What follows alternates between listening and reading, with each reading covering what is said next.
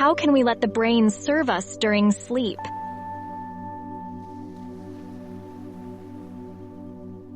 Would you not consider yourself lucky to have a secretary of outstanding ability and worth absolutely subject day and night to your will, and so sensitive to instructions that even your smallest mental suggestion would be faithfully followed?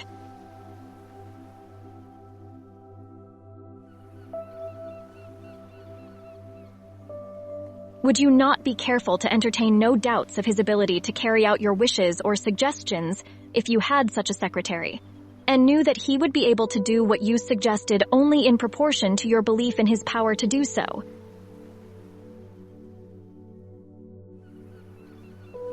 Now try to realize that this self is actually the kind of secretary I have tried to describe. Simply substitute for this personal secretary, your subconscious self, that part of you below the threshold of awareness. To the exact extent that you believe in their capacity to meet all your needs, conduct all your activities, and achieve all your goals. And you'll get a good idea of the benefits it can offer. Compared to your heart rate, this secretary is closer to your breath.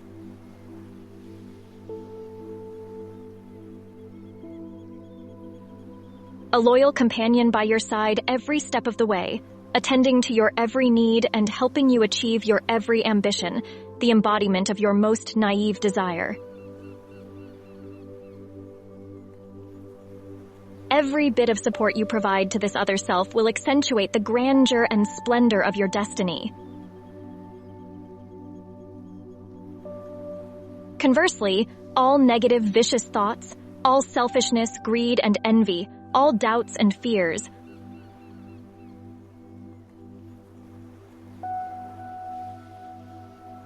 all the discouraging, destructive ideas you entertain will impair and weaken your secretary or servant in exactly proportionate degree of intensity and persistence.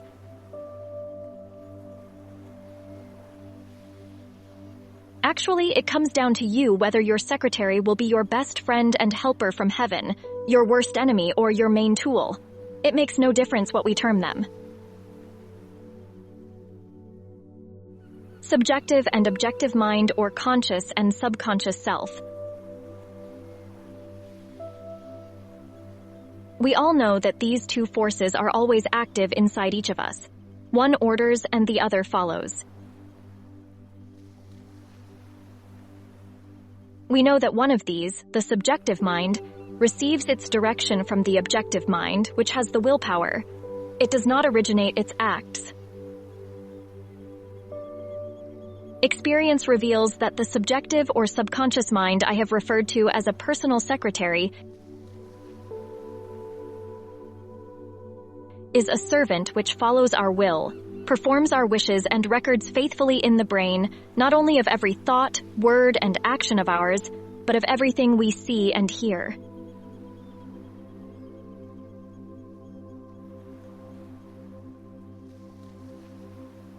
Others reply. Coleridge relates of an amazing example of the truth of this.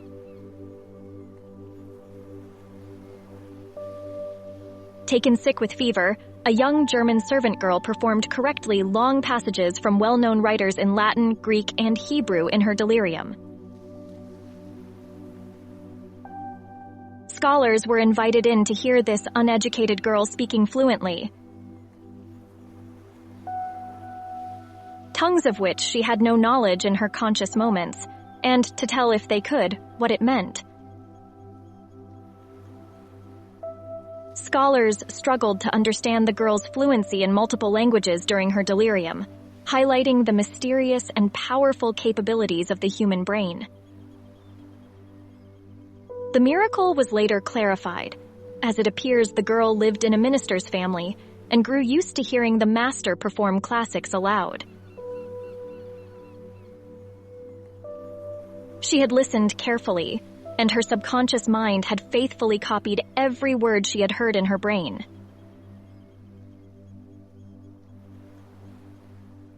Many examples could be given to demonstrate that our subconscious mind is the record storehouse of all that has ever happened to us when the objective mind was quiescent.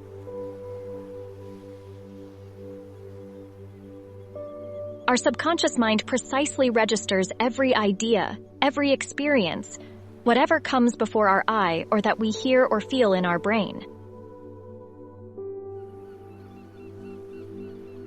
Now, if this other self, personal secretary, subconscious mind, whatever we choose to call it, has such great power,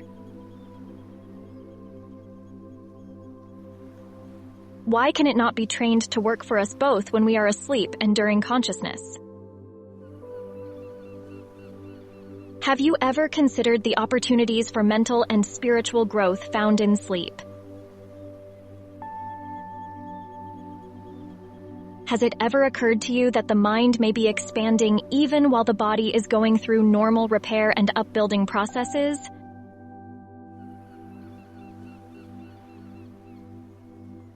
Perhaps the soul as much as the body is developing, said Swedenborg. The Lord acts when both voluntary and corporal things are quiescent. The great Swedish thinker firmly thought that the other self was active in sleep.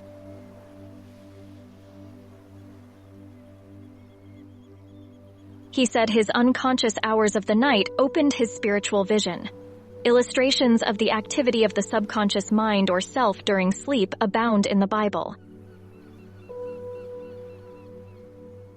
Every suggestion made to the soul in the dream state is literally carried out in the waking hours. Warnings are given, work is commanded to be done, visions are seen, plans are outlined, angels are conversed with, courses of behavior advised. Theosophists hold that the soul or spirit leaves the body and travels into the night to carry out tasks designated by the Creator during sleep, acting apart from the body. Few people actually understand the enormous amount of effort the body performs automatically under the influence of the subconscious mind.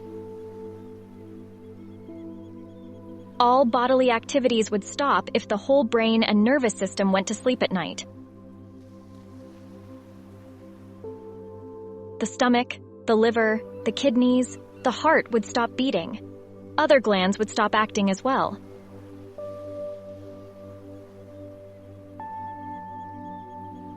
The several ways of digestion would stop working. We should stop breathing as all the physical organs would stop working. One of the most profound riddles of nature's processes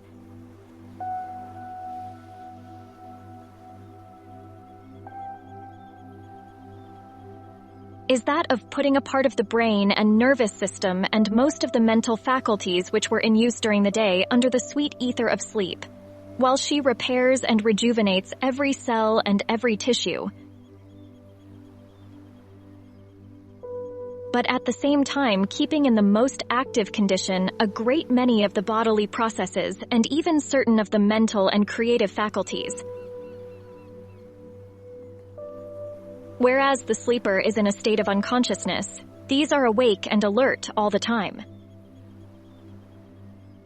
Most of us have most likely experienced discouraged falling to sleep at night, since we could not satisfactorily solve some difficult problem. It might have been one in mathematics during our school years or later on, a heavier one in business or professional life. And indeed, the issue was resolved in the morning without our conscious awareness. Its complexities were all disentangled, and what had perplexed us the evening before was exactly obvious. Our conscious objective self did not enter the enigmatic laboratory where the miracle was produced when we woke up in the morning. We are not clear about how it was created. We only know it was done someplace else while we slept. The subconscious mind worked out some of our best inventions and discoveries during sleep. Many an inventor who went to sleep with a confused brain, discouraged and disheartened since he could not make the connecting link between his theory and its practical application, woke up in the morning with his problem solved.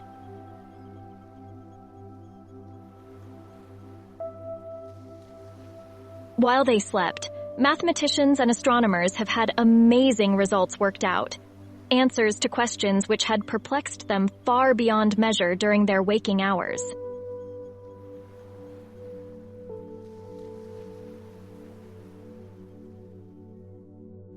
While the body slept, writers, poets, artists, musicians have all found inspiration for their work.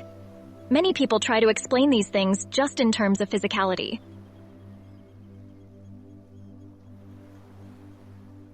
They attribute the apparent phenomenon to the simple fact that the brain has been rejuvenated and refreshed during the night. Hence, we can think better and more precisely in the morning. That is true, thus far as it goes.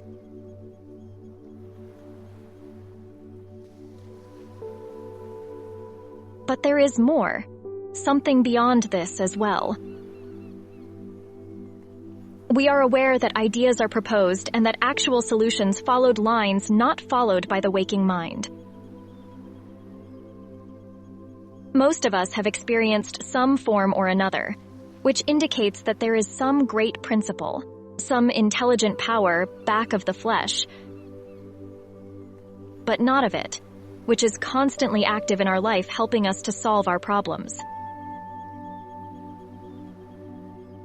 One of the most fascinating examples of this sort comes from the biography of the eminent scientist Professor Louis Agassiz, written by his widow He.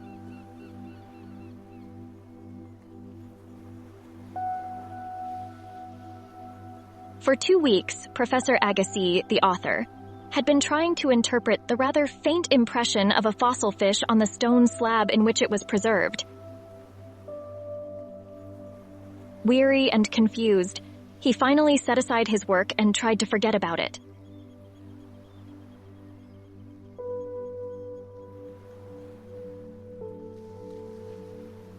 Not too long afterward, he waked one night convinced he had seen this fish with all the missing features exactly restored while asleep.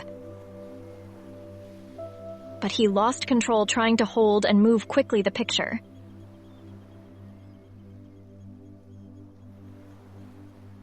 Still, he arrived early at the Jardin des Plantes, believing that, from a fresh perspective on the impression, he should find something that would guide him toward his vision.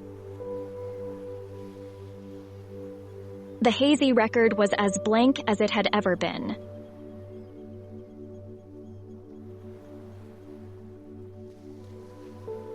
He spotted the fish once more the following evening, but with less than ideal outcome.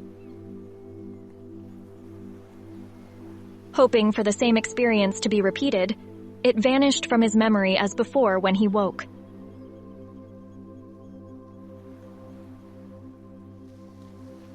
Before turning in for the third night, he set a pencil and paper next to his bed.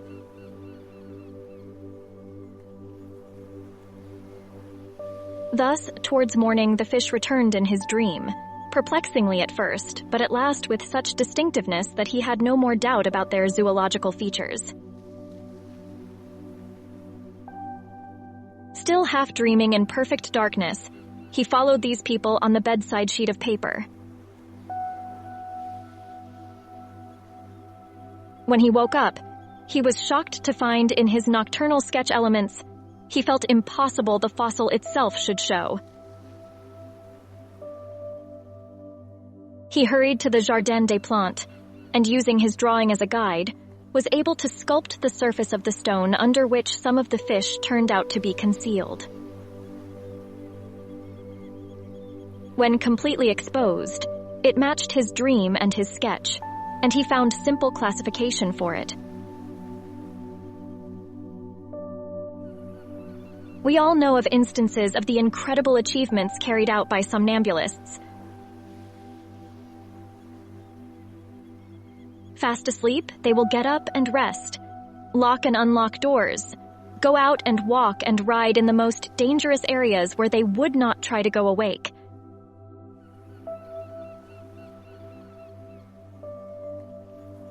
Many have been known to walk with sure feet along the extreme edges of roofs, of houses, on the banks of rivers, or near the edge of precipices, where one false step would participate in death.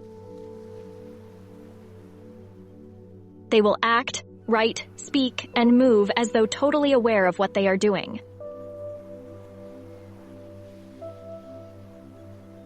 A somnambulist will carry on a logical conversation and respond to questions asked to him while asleep.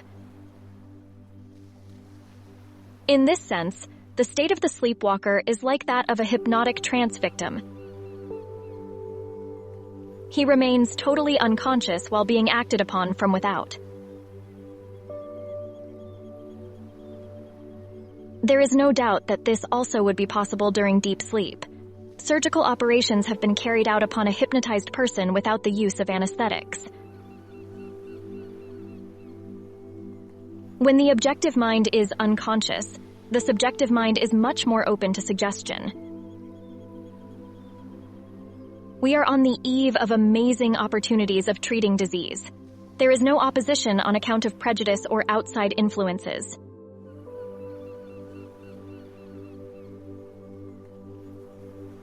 One does not doubt least during sleep. The same holds true of habit forming, mind changing, of mind improving, of strengthening deficient faculties, of eradicating peculiarities and idiosyncrasies, of neutralizing harmful hereditary traits, of growing capability, the possibilities of modifying the inclination and of mind development during sleep, still to be realized just now. The ability of the subjective mind over the physical form is well shown by the fact that ideas aroused in a hypnotic state can quite significantly change the blood's flow. They can send it any place in the body at will. The hypnotist can have his subject turn pale or flush, express in his face either appealing love or sharp resentment. He can produce anesthesia anywhere in the body at will, so enabling the insertion of a knife or needle into the flesh, without bringing about the least of discomfort. He can also dazzle the hypnotic person's mind, thinking the water he consumes to be whiskey. He will truly show all the symptoms of drunkenness. He can convince him the water he takes is poisoned in a spoonful. So he will start to show poisoning's symptoms right away. The subjective mind can perform more than just follow instructions. But as has already been demonstrated, every impression we make on it is permanent. How often we say, unable to remember a well-known name, or the specifics of some significant event or experience. Well, right now I cannot think of that, but I shall come to think of it. Later on I will consider it. And how often have the overlooked specifics come back to us? When the event has gone past, and we were considering yet something else, again and once more.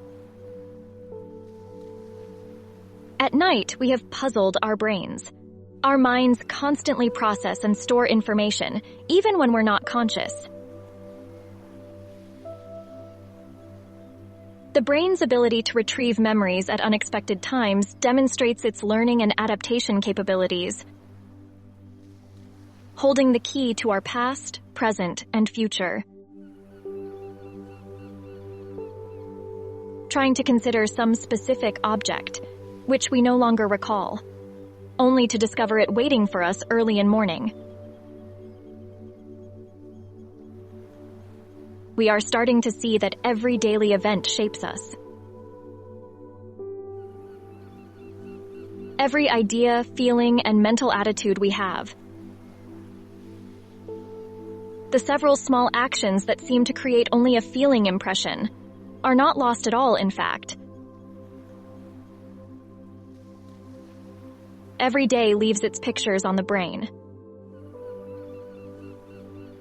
These records are never deleted or destroyed either.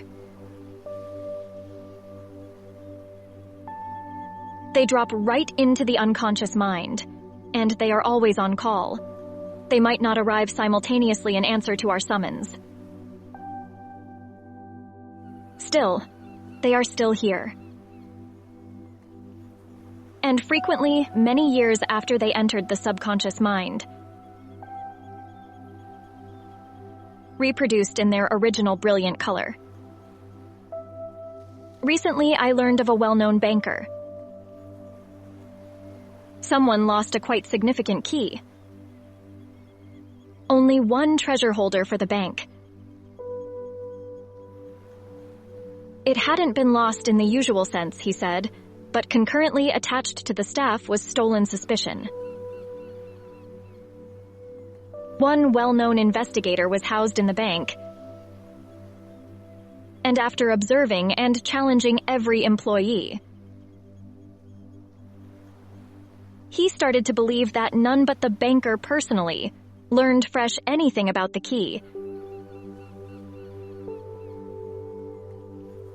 Every investigator is essentially a mental reader, and this one, convinced of his own theory, proposed a basic strategy for retrieving the key. He advised the banker not to keep worrying about burglars and suspecting the staff, collecting the treasures of the bank. Believing he had left the key somewhere, he relaxed his overwrought mind and turned in for sleep. And morning would find it as well. "If you do this," he said, "I think the riddle will be cracked." With best of intentions, the banker followed the detective's advice.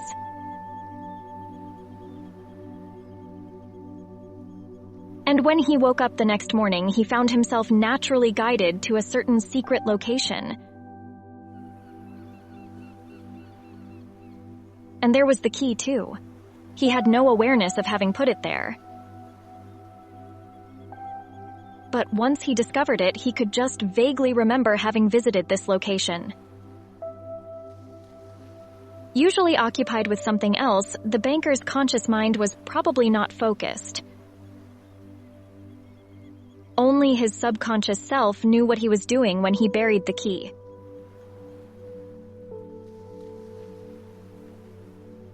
Then, when he missed the key, his anxieties, worries, suspicions generally produced mental attitude,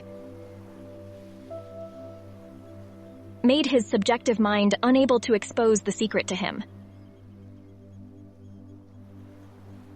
But once his head had settled, and he was once more in line with his subjective intelligence, the material was forwarded to eminent English authority on the matter, Dr. Haktuk.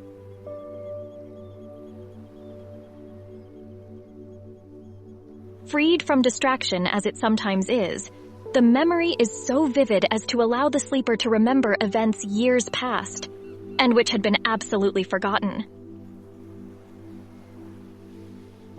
As we have seen, the subconscious mind can now do actual work for us and actual service. Why, particularly during sleep, should we not use it? Why should we not use this great creative force to piece out practically, to lengthen our time, our lives, strengthen all our powers and possibilities? Imagine what it would mean to us in a lifetime if we could keep these sleepless creative functions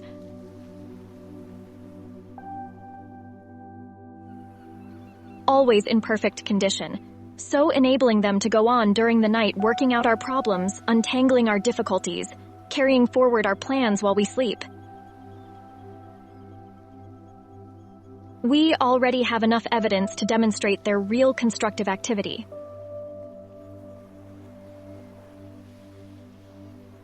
On this point, though, the testimony of Dr. Took is intriguing. It is hardly debatable that the high degree of mental activity fits sleep, he writes. Debating uses arguments, which are not always illogical. One night, following a spirited discussion with a friend on spiritualism, we dreamed that we set up several test projects in reference to it. The nature of these tests stayed clearly in the memory long after waking. They lacked in creativity, not at all, and proved that the mental processes were in good shape. It is now clear, beyond a reasonable doubt, that some areas of the brain remain active during the night, while the rest is under the anesthetic of sleep. But we have hardly started to see what a great friend this restless, creative side of the brain can be for our mental growth. Most of the growth of the child, of its skeleton, muscles, nerves, and all the 12 different kinds of tissues in the body,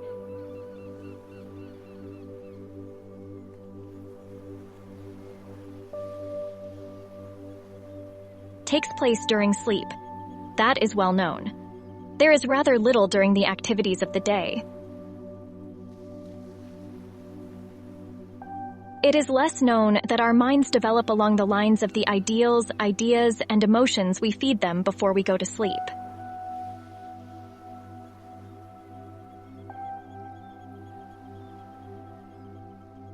Says all the analogies show the mind is always active. Scoffray. While asleep, the mind moves on and develops itself totally as in the waking hours. It is not in a special mood or state. Actually, we never wake. We simply live as we did when we went to sleep. We either are better or worse. We evolved during our sleep. The subjective mind is busy at work while our senses lie in sleep. It either is tearing down or building up. I really believe that we can actually make it create for us along the line of our wishes by means of an intelligent, systematic direction of this sleepless faculty of the brain.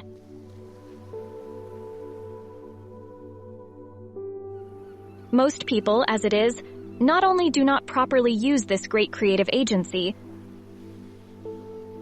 but also eliminate all possibility of positive results from its action by not putting the mind in proper condition before sleeping. Like preparing the body, preparing the mind for sleep is absolutely essential. These provide some ideas on this as well. Not long ago, I was getting ready for sleep and heard a young woman say that no woman could look appealing or be pleasant straight out of waking. According to the Reverend Dr. Bushnell, a man has to be next to a devil waking enraged. How we were feeling or thinking when we went to sleep will determine our morning awakening mood.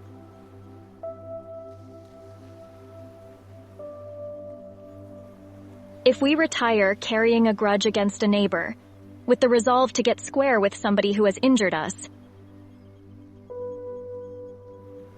if we have hatred or jealousy in our heart, if we are envious of another's success, and if we go to sleep nursing these feelings,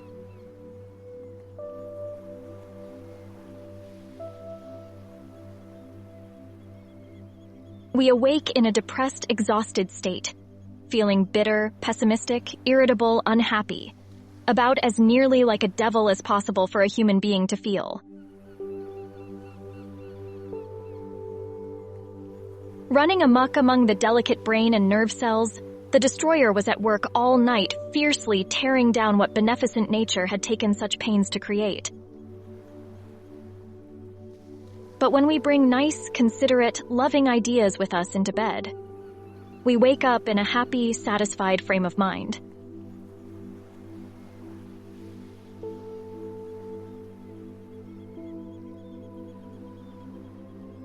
Our restless senses spent the hours in upbuilding, kindly offices for us late at night. Though few people ever consider training the mind for sleep, it is even more important than preparing the body.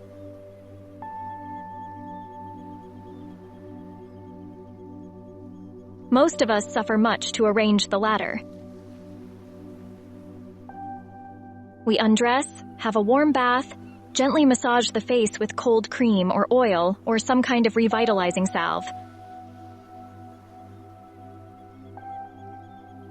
We make sure our bed is comfortable and clean, as well as that our sleeping room is properly ventilated. Regarding how we prepare our minds, though, we pay no thought.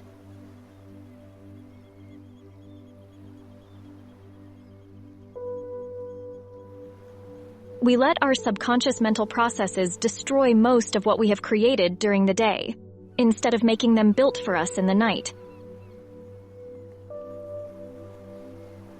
Many of us age, haggard, and wrinkle in the night, just when the reverse should be the case.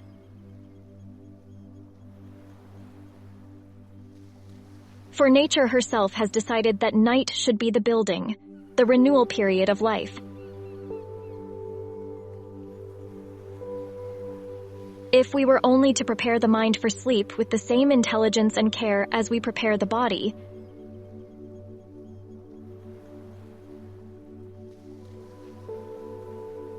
if we were to give it a cleansing mental bath, wiping from memory's slate all black, discordant images,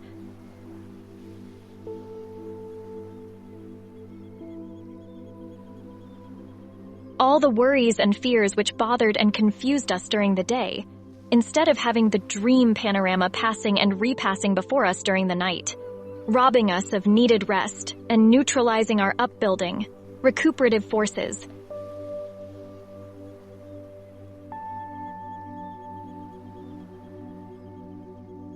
How different our success would be in our life. I know men whose life have been transformed by learning to put themselves in a harmonic state, tune with the infinite before bed.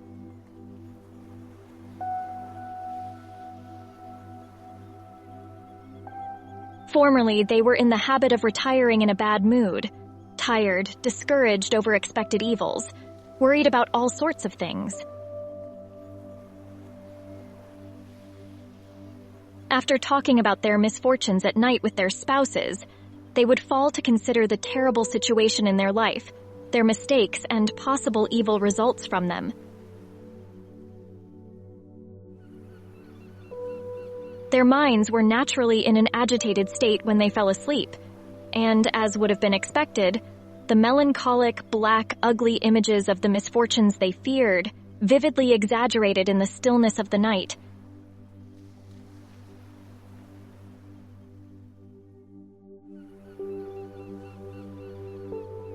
became etched deeper and deeper on their brains and did their terrible work, making the true rest and reinvigorating absolutely impossible. When they changed their behavior, perspective, and retired in a calm frame of mind, hoping for sleep, their business straightway started to flourish instead of whirling about their problems. They were stronger, fresher, more energetic, more creative, better able to handle challenges, more able to create plans and execute them than they were when they were draining their physical and mental resources by depriving themselves of their best friend, natural restorative sleep. Many people tell me they find it impossible to stop thinking when they go to bed. Their brains cannot stop the mental processes for hours. They are so active working on their next day. You cannot, of course, stop all thinking the first night. You start to create the new habit when you have been practicing the old night thinking habit for years.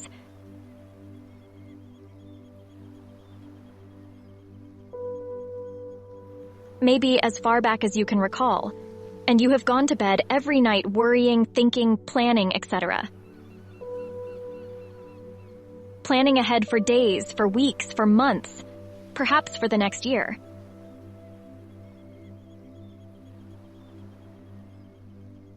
But you will succeed in reaching your goal if you tenaciously make it a cast iron rule, allowing no anxieties or fears. No business problems or discords of any kind to enter your bedchamber. Consider your chamber as the one hallowed place where the things that disturb and harass during the daytime will not find access. Put this legend in some obvious spot where you can see it or over the door, from which all conflict must be turned out.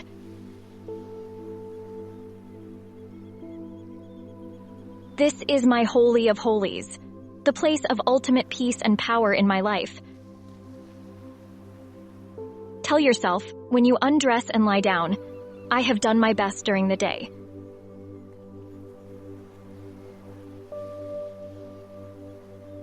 I am now going to drop ideas, stop worrying and planning, and get good, refreshing sleep to get ready for tomorrow's work.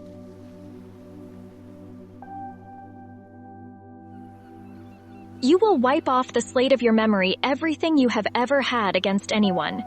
Clear your mind not only of all anxious, worrying business thoughts,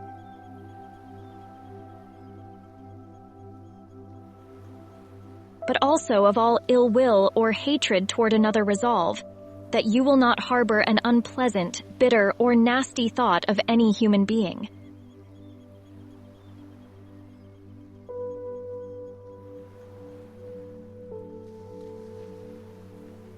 You will start with a blank slate and forget whatever is unpleasant from the past.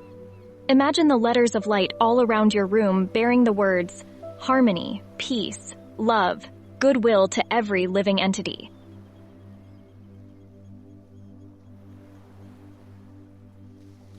Until that other self, that personal secretary just below the threshold of your consciousness,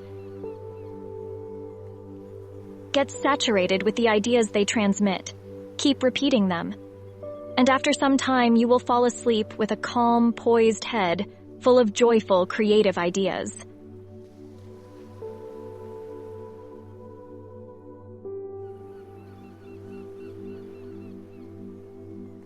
Of course, ideas will intrude themselves in spite of you until a new habit is developed. You need not harbor them. Under no circumstances should you let yourself continue to think about business or any discordant thing after you retire. More than you would let a madman to slice you with a knife without trying to defend yourself.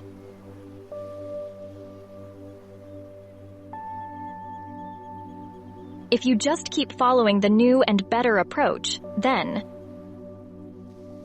every night fall asleep like a tired child. Wake up in the morning exactly as rested and content.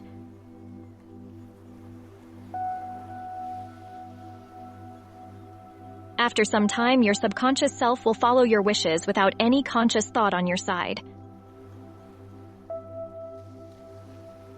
Actually, one of the most powerful tools man has to enable him to achieve whatever he wants is this restless subconscious self. For example, the curse of so many Americans, insomnia, could be totally overcome with its help.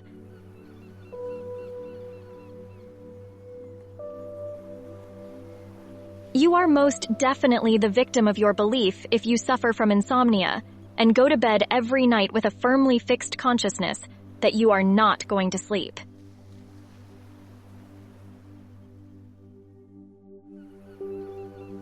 The continuation of your difficulty is mostly caused by the conviction in your subconscious mind that there is something the matter with your sleeping ability.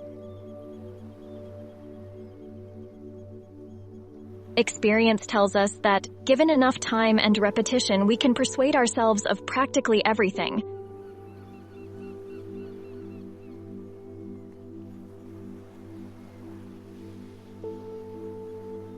Constant repetition after a while helps us to believe in our minds that the thing is true.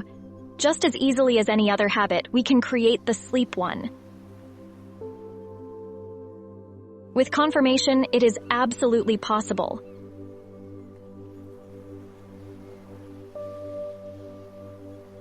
Heart-to-heart conversations with yourself help you to recover your ability to sleep normally by constant repetition.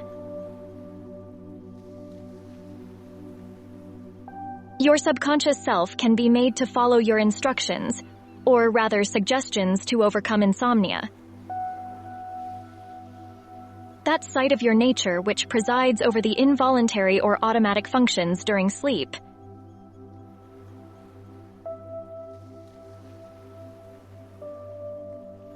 As well as while you are awake, as, for instance, walking and other things which do not need volition of the mind or special willpower. Tell this inner self, you know there's no reason you should skip sleep. Your mental or physical makeup is not broken in any way that keeps you awake. You should sleep peacefully many hours every night. There is no reason you should not, and you are going to do so tonight.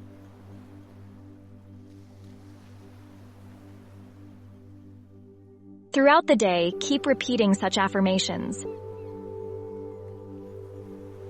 Tell yourself, if you were sick, physical or psychological, this sleeplessness is only a bad habit. It would be different if your nervous system had any major flaw that would explain your sleeplessness. You lack anything of the kind, though.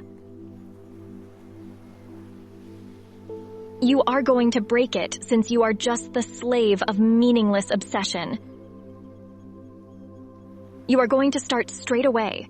You are going to sleep better tonight, tomorrow night.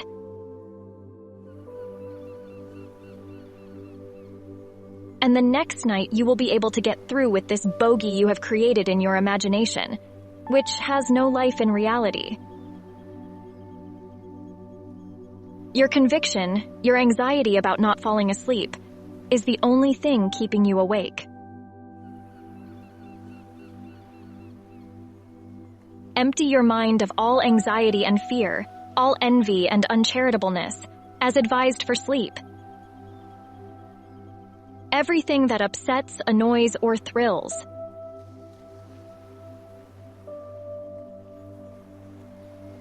Crowd these with ideas of happiness, of great enthusiasm, of things that would support and motivate you.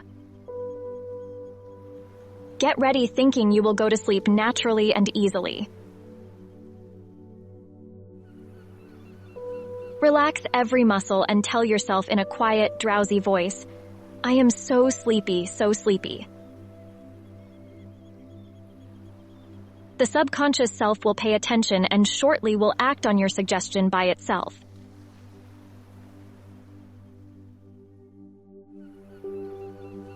Repeating a calming mantra can help reduce anxiety about sleep, leading to a peaceful slumber. Focusing on positive thoughts and feelings helps the mind overcome anxiety.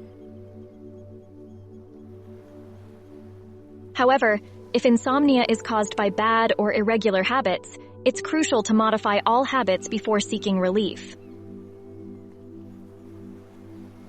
Man is a pack of habits, and overcoming anxiety through meditation can lead to a rejuvenating night's sleep.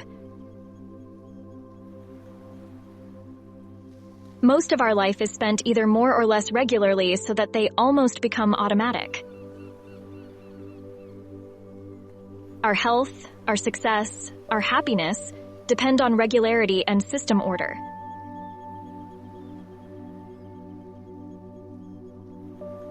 In relation to sleep especially, this is true. We have to sleep regular hours and practice methodical habits. Else, our sleep will probably suffer.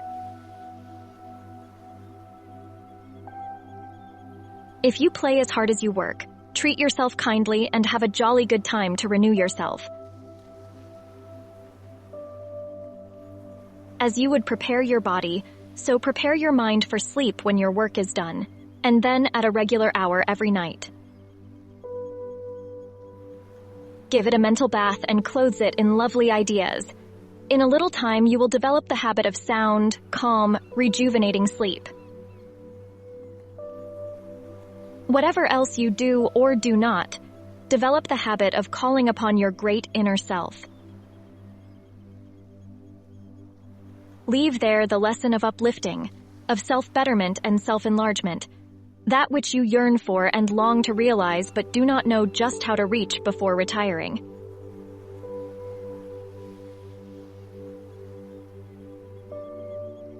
Registering this call, this demand for something higher and nobler in your subconsciousness, putting it right up to yourself, will work like a leaven during the night, and after a while, all the building forces inside you will unite and further your aim in helping you to realize your vision, whatever it may be. The length of sleep could be a fantastic period of mental development as well as physical one.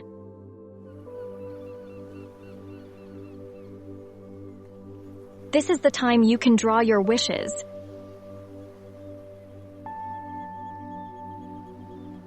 This is a good moment to nurse your vision instead of feeding negative ideas to your subconscious self, so transforming it from an enemy. Working with explosives that will destroy most of your daily achievements calls for careful consideration. Make it your friend by providing strong, imaginative, useful ideas with which you can continue to construct building for yourself late at night.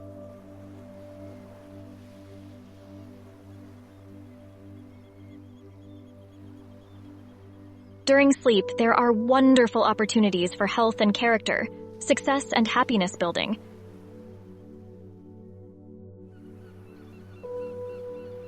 Before we go to sleep, every idea dropped into the subconscious mind is like a seed germinating in the night while we are unconscious.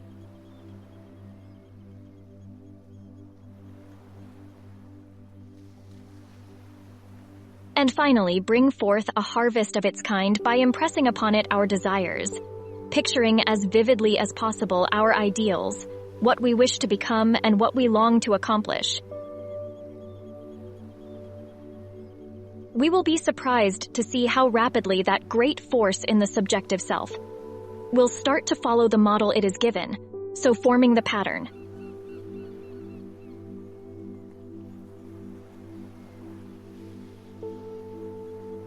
In this sense, we can break bad habits that are undermining our self-respect, embarrassing us, compromising our efficiency and effectiveness,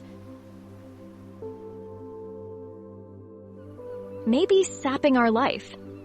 We can eliminate flaws and mistakes.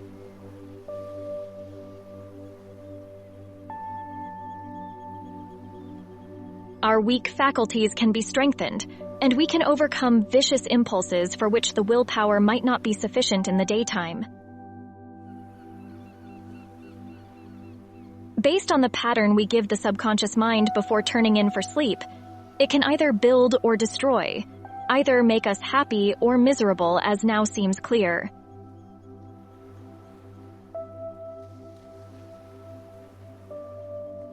Why do we not use it more if it can solve the problems of the inventor of the troubled businessman?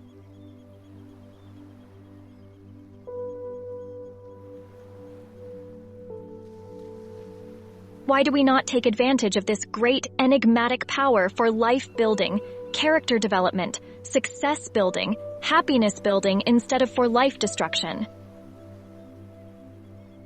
One reason is that we are only starting to realize that we can regulate this secondary self, or intelligence, which controls all body functions, absent the instant directives of the objective self.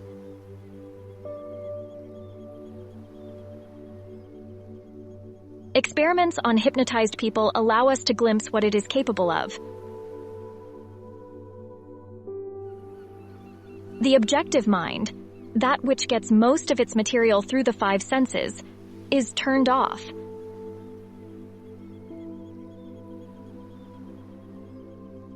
And the subjective mind takes front stage. While a person is in a hypnotic state, we are discovering that it is rather simple to make amazing changes in inclination. And with suggestion, one can correct moral and intellectual flaws as well as nasty habits. As far as the subjective mind is concerned, we are definitely in a similar state when asleep as in a hypnotic trance. Furthermore, studies have shown that, particularly in the case of children, talking to them during their sleep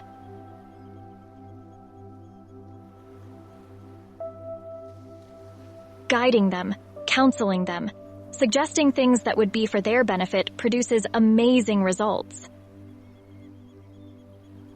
Children should be taught by their parents how to ready their minds for sleep, so that the subconscious self would produce. Create something lovely, rather than the black, discordant images of terror, which so often frightens small children before they go asleep.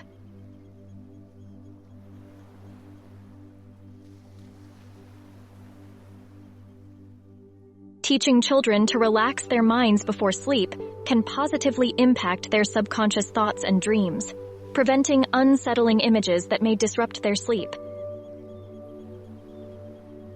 This guidance can lead to more restful and rejuvenating sleep for both children and parents, especially during late-night awakenings. How often have we seen the disturbed, terrified look on the face of a sleeping child sent to bed with angry thoughts mixed with fear?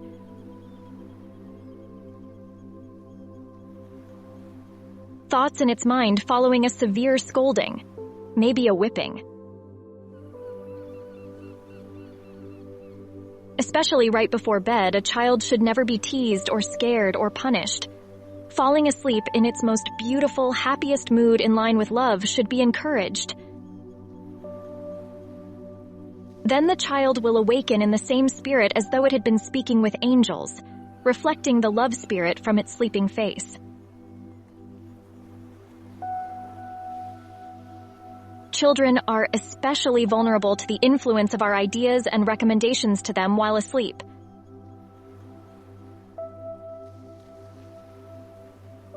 One can very much shape their character.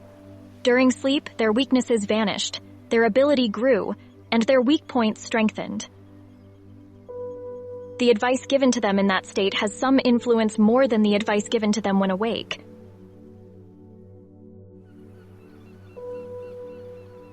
Because the subjective mind gradually absorbs and reflects every suggestion, while the objective mind often scatters and fails to reproduce what is presented to it.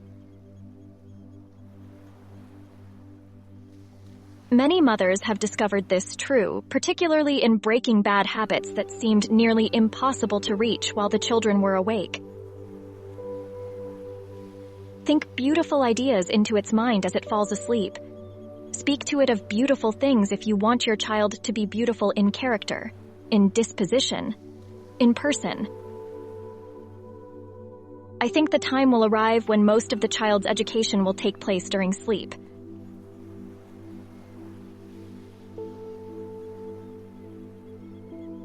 Suggestion will help one to develop their aesthetic senses, love of music, art, of all things noble and beautiful, special talents and latent possibilities of all kinds. The secret to life lies in the interior creative forces, which can be nurtured through positive thoughts and influences during sleep. By creating a peaceful environment before bedtime, parents can help their children grow into well-rounded individuals with a deep appreciation for noble things.